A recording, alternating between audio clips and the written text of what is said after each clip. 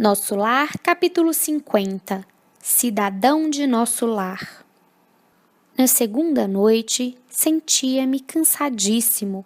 Começava a compreender o valor do alimento espiritual através do amor e do entendimento recíprocos.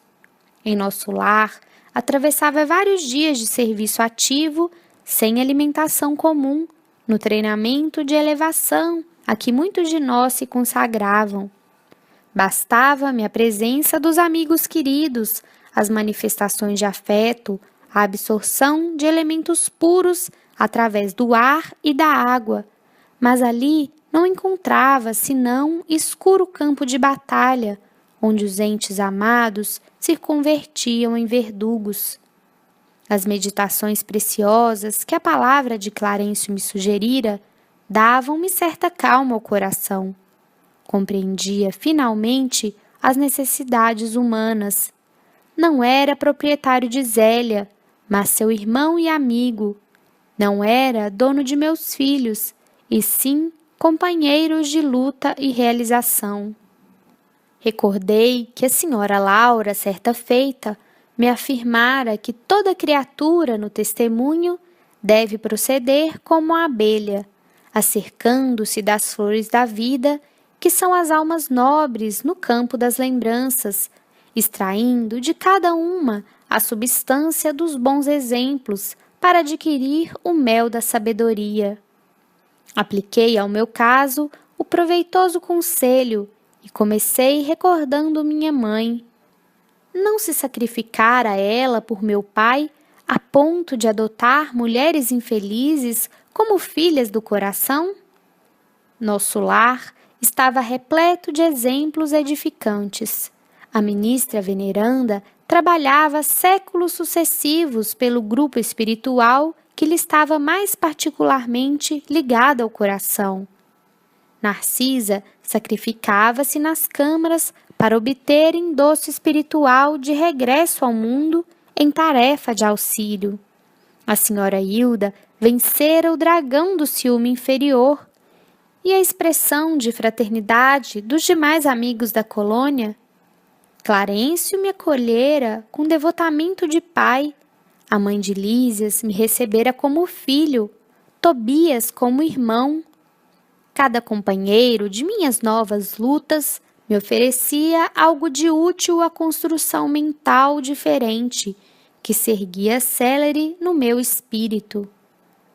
Procurei abstrair-me das considerações aparentemente ingratas que ouvia no ambiente doméstico e deliberei colocar acima de tudo o amor divino e acima de todos os meus sentimentos pessoais as justas necessidades dos meus semelhantes. No meu cansaço, procurei o apartamento do enfermo, cujo estado se agravava de momento a momento. Zélia amparava-lhe a fronte e dizia banhada em lágrimas: Ernesto, Ernesto, tem pena de mim, querido, não me deixes só. Que será de mim se me faltares? O doente acariciava-lhe as mãos e respondia com imenso afeto, apesar da forte dispneia. Roguei ao Senhor energias necessárias para manter a compreensão imprescindível e passei a interpretar os cônjuges como se fossem meus irmãos. Reconheci que Zélia e Ernesto se amavam intensamente e se de fato me sentia companheiro fraternal de ambos, devia auxiliá-los com os recursos ao meu alcance. Iniciei o trabalho procurando esclarecer os espíritos infelizes que se mantinham em estreita ligação com o enfermo. Minhas dificuldades, porém, eram enormes. Sentia-me abatidíssimo. Nessa emergência, lembrei certa lição de Tobias quando me dissera: aqui em nosso lar, nem todos necessitam do aerobus para se locomoverem, porque os habitantes mais elevados da colônia dispõem do poder de volitação, e nem todos precisam de aparelhos de comunicação para conversar à distância, por se manterem entre si num plano de perfeita sintonia de pensamento, Os que se encontrem afinados desse modo podem dispor à vontade do processo de conversação mental, apesar da distância.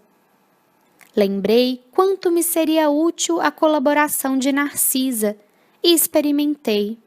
Concentrei-me em fervorosa oração ao Pai e nas vibrações da prece dirigi-me a Narcisa, encarecendo socorro. Contava-lhe em pensamento minha experiência dolorosa, comunicava-lhe meus propósitos de auxílio e insistia para que me não desamparasse. Aconteceu então o que não poderia esperar. Passados 20 minutos mais ou menos, quando ainda não havia retirado a mente da rogativa, alguém me tocou de leve no ombro. Era Narcisa que atendia sorrindo. Ouvi seu apelo, meu amigo, e vim ao seu encontro. Não cabia em mim de contentamento. A mensageira do bem fixou o quadro, compreendeu a gravidade do momento e acrescentou: não temos tempo a perder. Antes de tudo, aplicou passes de reconforto ao doente, isolando-os das formas escuras que se afastaram como por encanto. Em seguida, convidou-me com decisão. Vamos à natureza. Acompanhei-a sem hesitação, e ela, notando minha estranheza, acentuou. Não só o homem pode receber fluidos e emiti-los. As forças naturais fazem o mesmo nos reinos diversos em que se subdividem. Para o caso de nosso enfermo, precisamos das árvores. Elas nos auxiliarão eficazmente. Admirado da lição nova, seguia silencioso. Chegados ao local onde se alinhavam enormes frondes, Narcisa chamou alguém com expressões que eu não podia compreender. Daí a momentos, 8 entidades espirituais atendiam-lhe ao apelo. Imensamente surpreendido, via indagar da existência de mangueiras e eucaliptos. Devidamente informada pelos amigos, que me eram totalmente estranhos, a enfermeira explicou. São servidores comuns do reino vegetal, os irmãos que nos atenderam. E à vista da minha surpresa, rematou. Como vê, nada existe de inútil na casa de nosso pai. Em toda a parte, se há quem necessite aprender, há quem ensine. E onde aparece a dificuldade, surge a providência. O único desventurado na obra divina é o espírito imprevidente, que se condenou às trevas da maldade. Narcisa manipulou em poucos instantes certa substância com as emanações do eucalipto e da mangueira, e durante toda a noite aplicamos o remédio ao enfermo através da respiração comum e da absorção pelos poros. O enfermo experimentou melhoras sensíveis. Pela manhã cedo, o médico observou extremamente surpreendido. Verificou-se esta noite extraordinária reação, verdadeiro milagre da natureza.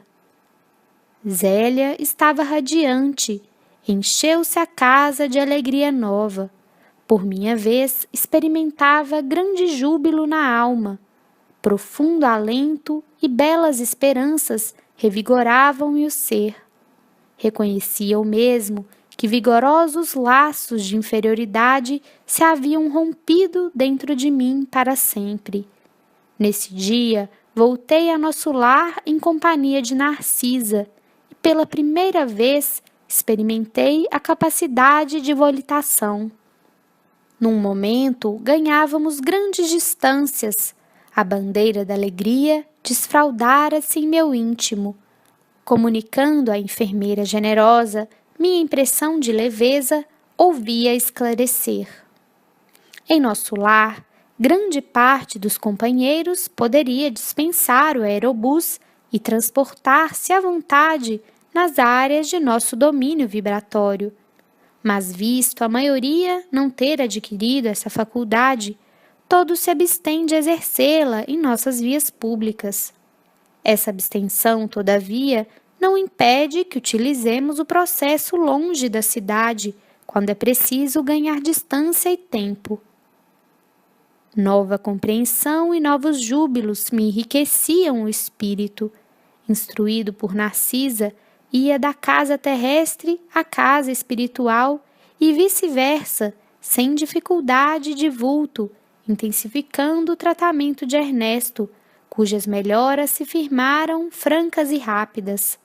Clarencio visitava-me diariamente, mostrando-se satisfeito com o meu trabalho.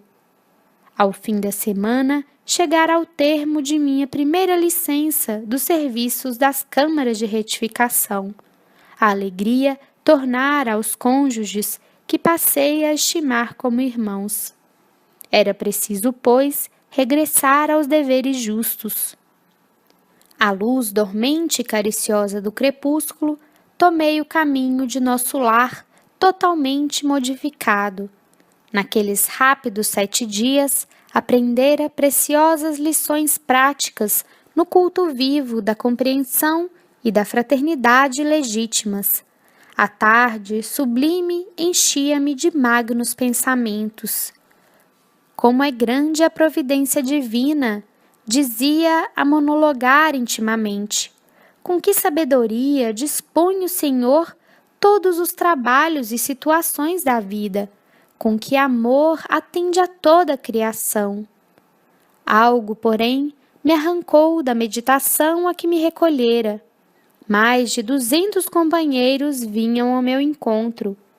Todos me saudavam, generosos e acolhedores, Lísias, Lacínia, Narcisa, Silveira, Tobias, Salúcio e numerosos cooperadores das câmaras ali estavam.